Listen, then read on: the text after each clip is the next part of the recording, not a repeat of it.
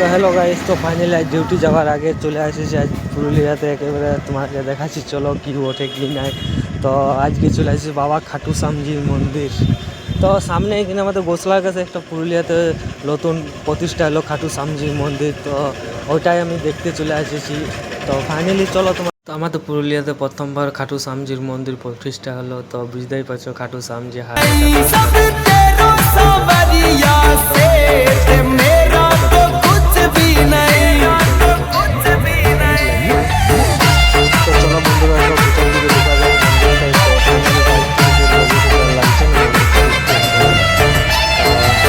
তো বুঝতেই তো পারছো।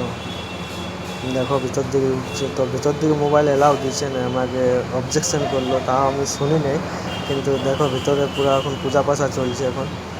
তো এখন পুরো পূজা পাশা চলছে এখন, ভালো করে উদ্বোধন প্রতিষ্ঠা এখন হয়ে গেছে। তো ঢুকতে এখন ভালো করে দিচ্ছে না, কিন্তু মোবাইল ভিডিও ফটো তোলা এখন এলাও নাই।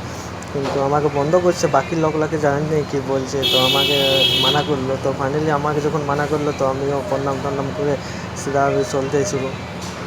তো দেখো এখান থেকে সলিড লাগছে দেখতে বলো। তো ফাইনালি গাইস, তো সবাই একটু আসবে আমাদের পুরুলিয়াতে খাটু শ্যামজির মন্দির প্রতিষ্ঠা হয়েছে। তো এরপর নেক্সট যেদিন আসবো সেদিন পুরো মন্দিরটার ভিডিও নিয়ে আসবো। তো ফাইনালি আমার তো দর্শন হয়ে গেল। দর্শন হওয়ার পরে আমিও ডিউটির জন্য উদ্দেশ্য যাই, কেন সকালবেলায় ডিউটি যেতে হবে আমাকে।